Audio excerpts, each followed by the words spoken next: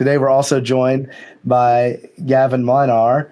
And, Gavin's someone we've had, pleasure of working with a couple times, has a couple of claims to fame. Probably the biggest, at least from a quantifiable perspective, is $1 billion in savings.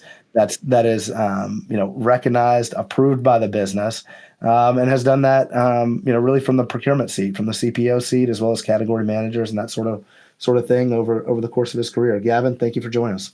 Thanks for having me on the route. It's a pleasure to be here. I'm very excited. Awesome. Well, Gavin, before we dive in, I want to tell you, I finished up your book this morning. Right here, Yes, Your Way to Success. Why don't you? Enjoyed it thoroughly. I think a lot of books, that are kind of in that domain, maybe avoid some of kind of the personal side of things and end up keeping it strictly business. I thought you did a great job of blending that, kind of the business side, the personal side, as well as some of your kind of endeavors and endurance events. So excited to dive into some of those things, and of course talk a lot of business. So why don't you kind of give us an introduction? Tell us a little bit about yourself.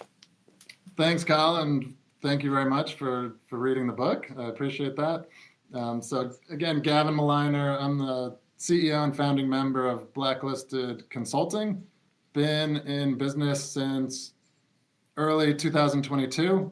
And prior to that, I've spent probably half my career in a variety of roles in sourcing and procurement. I joined this amazing space in 2010.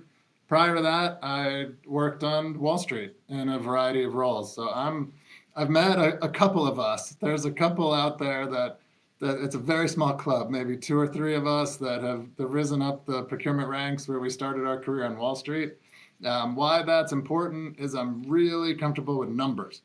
I can always sit in front of a CFO, someone in FP&A, talk to them about the results of a negotiation, tell them exactly when savings will start, how much, what date, what quarter, etc. So I've been blessed that I've sort of been able to blend the accounting, finance background now into a sourcing and procurement world. On top of that, thanks for mentioning that I've saved $1 billion. That is business validated. It's not cost avoidance and fuzzy math, but I'm one of these people that absolutely loves to save money. I did not know you could do this as a career. I found it in 2010 after I got my MBA. And I'm one of these people that pours through medical bills and tries to negotiate at Panera and Chipotle and get a friends and family discount. So if there's money to be saved, I'm going to go try and hunt it down and get it. Yeah, I guess that goes back to an early age. I read in your book the story from when I think you were 8 and negotiating for what was it, a blouse for your mom or something? Yeah, I lived outside New York City. We'd go into these outdoor flea markets, bazaars, whatever they're called, in the city, and some shop manager was always trying to sell something, and my dad would say, we need to walk away. Let's walk away. And we'd go around the corner, and let's say it was a $30 blouse, he'd give me $20 and say, hey, go get that blouse for $20. And I'd go back as an 8-year-old and a little older after that and see if I could get it. And most of the times I was able to. And what's been interesting is, again, seeing this in my career and working for global companies, that's normal in Mexico and India, little kids out trying to find some loose change and go negotiate for some candy from their shop owner out on the corner. So for me, it was just, I didn't know you could do it as a profession, and I found it really late in life, and I'm really glad that I did. Awesome. I would like to dig in to kind of your overarching mantra. For one, I like it just in business. I like it in just life. You don't know where you stand until you compete. Obviously, in procurement, we would love to hear about that. But also, I just think it's a good life lesson, right? Like competing with yourself. I know you do a lot of ultra marathon type exercise events. So tell us about kind of how you take that personally and also, of course, professionally. Sure. So I think I love you don't know where you stand until you compete. And this I learned at my first job in procurement. I was hired as post MBA rotation program. It was a special program at Unisys where you rotated through different areas of procurement, not out into sales and marketing or accounting or other things. It was learn procurement, work with the chief procurement officer. At the time, Unisys was struggling as a company. The chief procurement officer they brought in was legendary, 40 plus years experience, procurement in the military, procurement for large telecom companies. And he was hired and had a mandate from the board that he was going to turn things around from the way the company spent money with its third-party suppliers and service providers. So he mandated that all spend had to be competitively bid, and competitively bid every 3 years. You had a preferred contract program and a preferred supplier program. If you wanted to use a supplier that was not part of that program, you needed to fill out a supplier decision summary form. It was a 3-page form. It took a while to fill out. Needed 5 levels of approval, had to go through a chief procurement officer board. It was very difficult to spend anything that was not on this preferred program. The amazing thing, so I was hired into that, got to see it. Then while I was there, Unisys improved as a company. It had more cash than debt for the first time in 20 plus years. 20 plus years because of this hyper-focused competitive bidding, preferred supplier program model. So I saw it firsthand, first job in sourcing and procurement, and that it really resonated with me. I'm a competitive person. I was a competitive skier on the U.S. Junior Olympic team. I played 1 year of Division III football before I got injured. I like playing sports. I like looking for competitive things. Nick, you mentioned I do endurance challenges now. I've participated in the 29029 Everesting Challenge 3 times. My wife and I and 7 friends hiked across the Grand Canyon earlier this year from South Rim to North Rim. I'm preparing for another Everest Challenge this August and then a half Everest Challenge in September. So just to blend sort of this notion of you don't know where you stand until you compete. Like I want to know where I stand mentally and physically in these athletic endeavors. And then as a procurement, sourcing, category manager, supply chain management professional, I want to know where my suppliers stand through competitive bidding. Are they giving the best deals, industry standard, benchmarked, or do we deserve the best? Do we deserve something new? I really want to test that relationship and make sure that it's been tested and we know where we stand. It is sometimes, you brought up benchmarks. I feel like sometimes that's a challenge and maybe even occasionally like a cop out to say like, hey, we're at industry benchmarks, right? And so you avoid the competition. They definitely have a place, but I mean, you've got your baseline is your benchmark. Where you are at today is where you are going to stay without any other activities, right? And so, what space do they hold there for you? I mean, obviously they're massively important, but I feel like they sometimes get used almost like a cop out, So the way I look at benchmarks and the way I think you have to think about them, they're a snapshot in time. So they are relevant at the time that purchase or that pricing exercise was conducted. 3 months later, it might change. 6 months later, it might change. A year later, it's probably changed. So it's simply a snapshot in time. I think it's one of the things that you should have in your toolkit from an information perspective and use it like a range. Don't say like, oh, at my last employer, we got 75% discounts with Cisco on a $5 million purchase. We need that now. It's like, well, it's different. Things have changed. So the market's changed. Prices may have gone up, gone down, tariffs. There's a million things that can happen. So it's just a snapshot in time. I don't view it as the end all be all. What are you seeing right now as far as trends? I mean, historically, kind of this know where you're at, you don't know where you're at till you compete. It would lend itself towards an RFP, right? That was kind of the historical motion. Let's run an RFP. Um, have saved lots of money using RFPs, right? I mean, we have. Some of the things that I've noticed more recently, though, is people are looking for speed, right? They're looking for it to be much faster.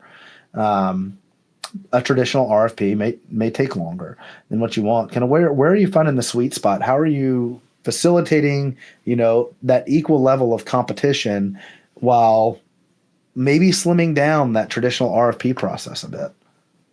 So valid comment, valid fear. I think what one of my other mantras for working in sourcing and procurement is to understand the business and speak its language.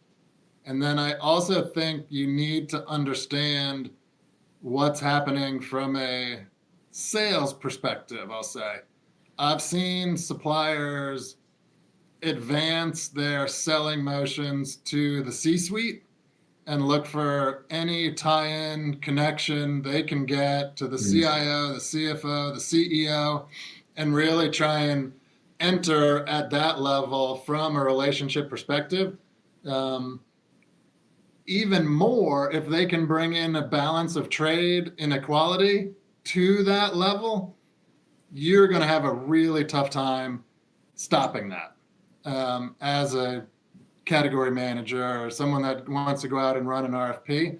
So I think you need to have the whole ecosystem of communication. You have to find the events that you can run to show that procurement can create value. Competitive bidding can create value when it's real competitive bidding. So when I'm talking about competitive bidding, I'm not necessarily competing saying, we know we're going to buy Cisco switches and we're now going to go to 5 VARs and compete them. Cisco knows that. They see those 5 quote requests come in from 5 VARs and they're like, okay, we already won this. We're just going to limit the price for this customer. Maybe whoever has deal registration will give a little better, but everyone else is going to be on parity. We are not responding to the RFP. So I think it really is important for those sourcing and procurement professionals to gather as much information as they can, sort of understand the market and what's happening, and be able to run real competitive bidding, competing Cisco against other suppliers, not Cisco VARs against each other. So you have to have that extra level of attention within your category, and hopefully your chief procurement officer or whoever is going to be interacting with the C-suite is invited into the room when they're having the conversation with those suppliers. That to me is the one thing I've seen major advancements probably in the last 3 years, that the sales are, the larger the deal and the more important the deal, it's moving right into the C-suite, and it tries to stay in the C-suite and bypass any procedural processes that companies have. Yeah, let's touch on incumbent negotiations, especially when they do have the inside track, right? I think I have seen, especially in the last 12 months, CPOs really challenged, especially by the big software providers, Microsoft, Broadcom, VMware. And the frustration that I'm hearing is they know we can't move, and they're having a hard time hitting the number that they've always been used to. So what experience, what perspective can you share there? Because a lot of times what we're doing, especially in some of these negotiations, it's a very calculated, sophisticated bluff, right? Because at the end of the day, we know we're not moving that client. It would be too disruptive for their business, but we need to bring that provider to the table and understand that they have a fear of losing this business. I think for those examples, I tend to focus on 2 things. The internet is a wonderful source of information right now, so it is not uncommon to be able to research how those sales professionals are being compensated. So are they being compensated on a straight renewal, and you're with a renewals team and someone that's only been there 1 or 2 years that's just trying to get their feet wet and get a renewal, deal with all the angry customers that are going to pay a little bit more each year. But there are ways, and it's year to year even. Microsoft might tweak things every year. A lot of information out there. So I try and, first and foremost, I'm trying to find out how those sales professionals are compensated in that year to see if there's anything you can do to help them or to hurt them, that they're not going to get paid based on that renewal, or possibly get paid a lot if you can find a way to balance it. The second thing is to understand who the actual decision makers are within the supply base. Like a Microsoft is going to a deal desk somewhere. If you're not talking to the deal desk, or you're 1, 2, 3 degrees of separation from that, there's very little they can do. It's just like a sales professional wants to get to the decision maker at the customer. I want to get to the decision maker at the supplier and not waste time, not waste back and forth. And again, this is after I'm fully educated. I know what they want. I know what I actually need. I can go have 1 conversation, 2 conversations with the decision maker on the supplier side to try and bridge the gap. So it's hard. That's a great question. It is, but elevating that conversation is something that we do see success with, right? Because yes, understanding where that salesperson is getting comped, making sure that you have an ally internally, and then ultimately it gets to a point where they're coming back and they're saying, well, this is all we can do, right? And it's like, that's where we like to take we elevate the conversation, say, well, bring your manager into this call. And then we know what that salesperson wants to get out of it. We have enough information in the deal that we know what their business actually wants to get out of it, right? And ultimately what our client actually needs to be buying and using. So it's an interesting conversation to have right now, especially with folks in the CPO seat that are used to getting, run it to the last minute and you get your write down. Those days could be behind us. You just have to understand, even go so far as to understand their sales methodology to figure out how to disrupt it. Like the MEDDIC, MEDDIC book that a lot of salespeople read. If you're in procurement and you haven't read that, you should go out and get it. You should get my book first, then go get that book second. But you get them at the same place. That is a must read for IT category managers to understand how a lot of these sales professionals have been trained. The CPO role is a super interesting role. Any of the procurement roles are, just because you need to be, I saw this reference somewhere recently, kind of T-shaped skills. Are you familiar with this? The concept is, you've got a generalist skills and really deep in one domain, kind of the traditional specialist versus generalist. That's a hybrid of the two. But for a procurement professional, like, you really have to understand broadly, business and the language of business and how these things really, really flow and the objectives of, the people on the other side of the table I would say maybe a more broad way than almost any other function inside of a business. Yeah, and I've spent the majority of my career in services-related businesses. What that means is that every single one of my suppliers could one day be my customer or could already be my customer.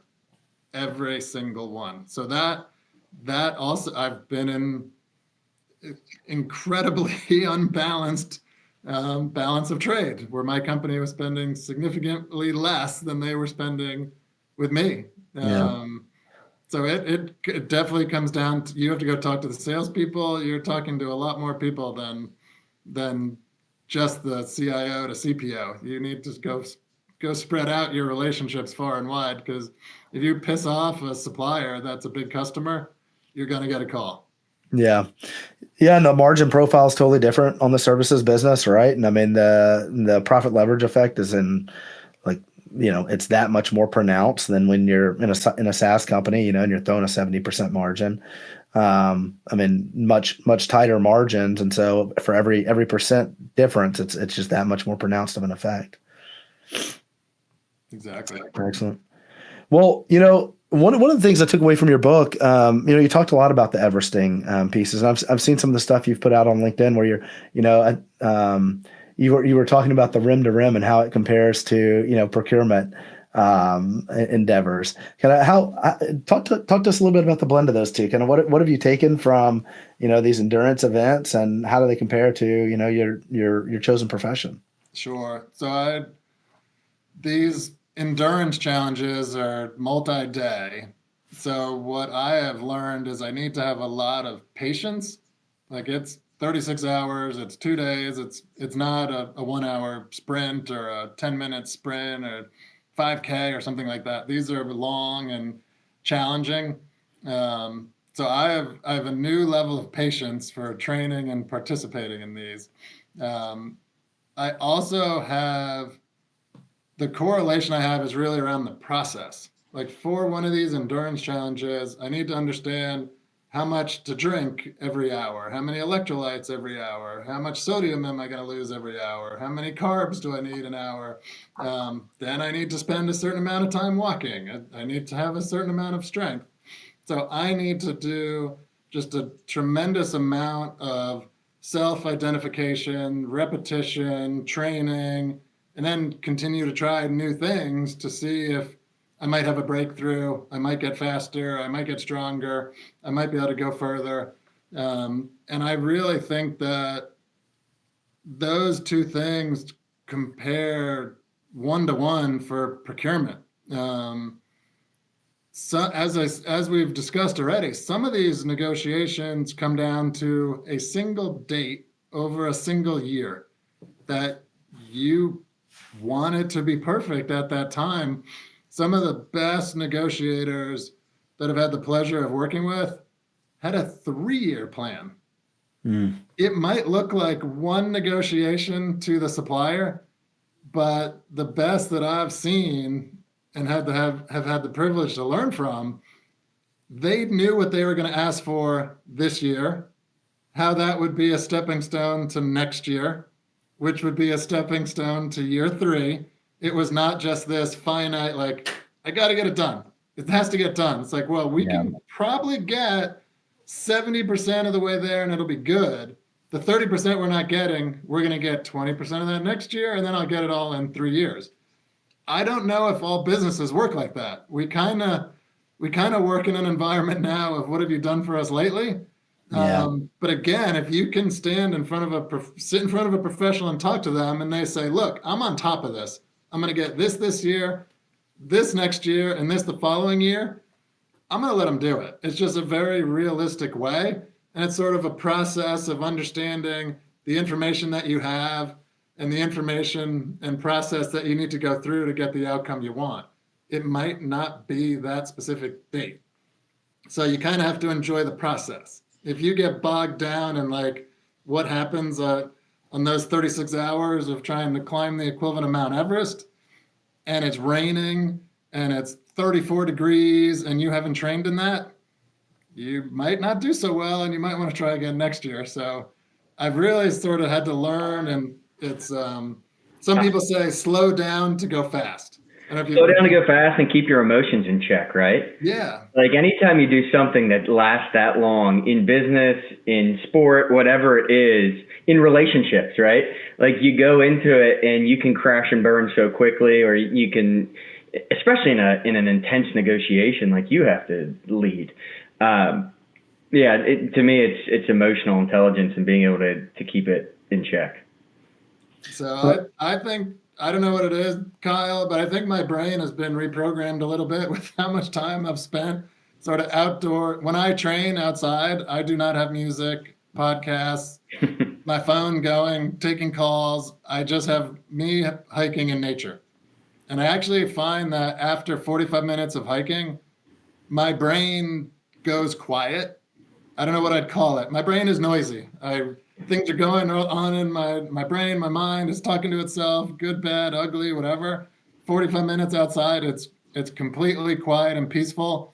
And then I can make breakthrough ideas, I get so much more creative. And I just hope I remember it all when I get back from that hike. Because I don't have my phone or anything to write it down. Yeah. Well, hopefully the good ones rise to the surface. I think the thing I hear in that, though, is and I'll kind of start with the end there on the 45 minutes, but that's a reset, right? You're moving from being reactive to being able to be proactive. And I think, on the procurement side of the house, a lot of times what we see is we see businesses that are being reactive. And that's, it's the, what have you done for me lately, which you mentioned, but also like it takes time and intention to invest into this type of thing, and you have to look at the size difference in results. One of the things I've talked with you about before, just back to the competitive bid thing, right? Like to stay with an incumbent, you're going to look at 0 to 3% returns on the savings. If you actually go to market, you're going to look at 10% plus. And so, at some point you are negotiating enough things that it makes sense to put the program around it, to put the effort around it, to lay out that 3-year plan, but until you actually get your hands around that volume of spend and lay it out, it's really hard to get out of, that reactive cycle and get proactive on it. And so you end up taking your crumbs. You take your 3% with the incumbent and say, hey, this is great. What do I have to do tomorrow? Versus let me lay out this plan and put an actual program around it and put effort and intention. And obviously that's not a single person, right? That is a business decision. That is maybe even a board level decision that says, hey, we want this function in our business and we see the long-term impact. Yeah, and that's a great way of saying it. I think how I'd expand a little bit, I have never seen or heard of a fully staffed sourcing and procurement team. Most are understaffed. Most are hiring all the time. There's such a need. So what you find is that it's just no one has the bandwidth to get through all the deals, all the contracts, figure out which ones are the most important, which ones are everyone looking at, or some people looking at. It's a really hard job right now because people are scrambling. So I mean, one of the easy things that I've been able to do is work with a company like yours. You're the perfect supplement to my team that you can come in and look at chunks of spend and analyze it, figure out where you can competitively bid it, work with stakeholders alongside my team. It's really been, it's a nice way of increasing the size of your team and increasing the amount of work you can actually get to, because it is so reactive. It's very hard to be proactive right now in the sourcing and procurement world. Oh, shucks. But I mean, how do you prioritize with that though? I mean, you look at the, a limited team, right? Obviously you've got a lot of spend, especially once you're in the CPO seat, right? I mean, you're looking at all of it. Appreciate the shout out on partnering, with people like us. Obviously think we're wonderful and we do a great job and we've had a lot of success together. But when you look at that, how do you begin to prioritize and kind of bite that up into manageable pieces, given that you're understaffed and under-resourced? I'm very deliberate, and I'm very deliberate with my team and my leadership. And I'll give you a little trick that I use. I only think I can focus deeply on 3 to 5 things at a time. It's very hard to have more than 3 to 5 key, core, strategic, transformative initiatives going on at all times. So when you work with me, you know what those are. So if I have my 3 to 5, I'm reporting those out every week to leadership, C-suite, board, whatever it may be. When new priorities come in, let's say 5 new priorities came in, I can take the list of the ones I've always had and say, okay, these other 5 came in. Are these 5 actually going to replace these 5? Are these new 5 not as important as these 5? So it's all about having that open communication and dialogue to make sure you remain aligned with what those key initiatives are. To be perfectly honest, some of those won't get done. They just might not make the top 5, or they may make the top. They really are 6 through 10. So you take 6 when you complete one of the first 5. You're constantly, as you're completing things, you're moving them in, but you need that bandwidth measurement to be able to communicate effectively to your team and to your leadership that, like, we are working on these 5 things. If you need us to work on a new one that's more important than these 5, which one do we take away? We'll put that in the parking lot and bring it in as we complete things. but to me, that's sort of my cheat code. I can only do there's only 24 hours in the day. You can't do everything. So I always have a written list. Everyone knows it. And as new competing priorities come in, we have that conversation to say, is this something new? Does this get on the list? Or do we just parking lot this until we start to clear some of the ones that are our priority right now? Excellent. It's awesome. As we always like to ask experts like you, what's next? And it wouldn't be a podcast in 2025 if we didn't say AI at some point here. So how do you think AI and automation are going to impact the CPO and procurement as a whole? It's probably here. I took a flight back in May, and the woman sitting next to me did zero work. Okay?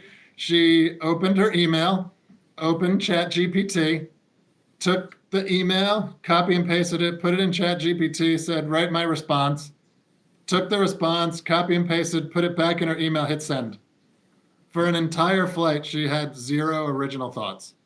So it is here. I'm waiting to see real generative AI versus machine learning. I'm opposed to working with a supplier for them to learn the proprietary intellectual property of my company and my firm. And I'll give you a quick example. One place I worked, we wanted to bring in a contract lifecycle management tool. And again, everyone's talking about AI, so they wanted to showcase their AI capabilities. And we gave them some sample contracts.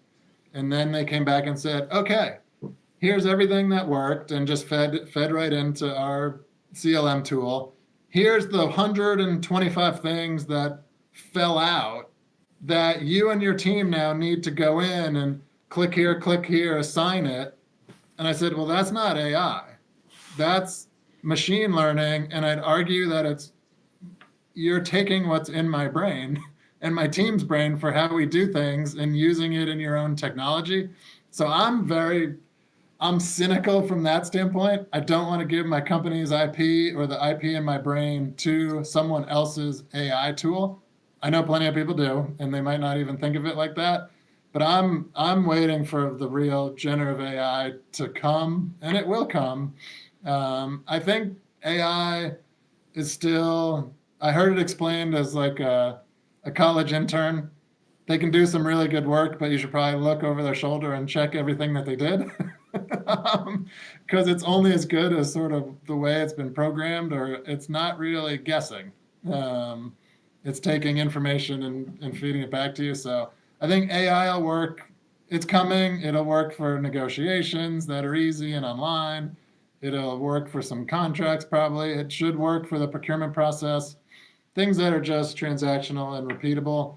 And then we'll have to see. I mean, if it becomes generative AI, then none of us need to work anymore. So.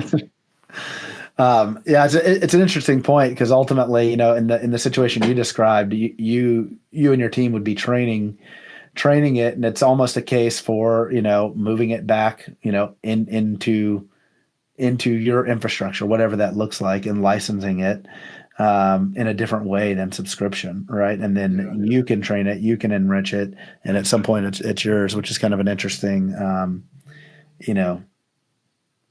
approach to that. I think that if there's a way to keep it private and ring fenced and just learn your own internal operations, that's probably okay. And then you'd have to deal with privacy and data leakage and things like that.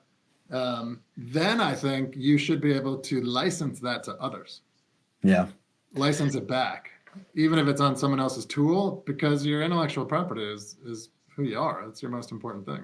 Yeah. You shouldn't be putting that into public algorithms for others to use and search. Yeah, interesting space for sure. I mean, a lot to learn there. It's an interesting time to, be at the point where we're at in our careers with it coming out. I don't know that I would want to be starting my career right now.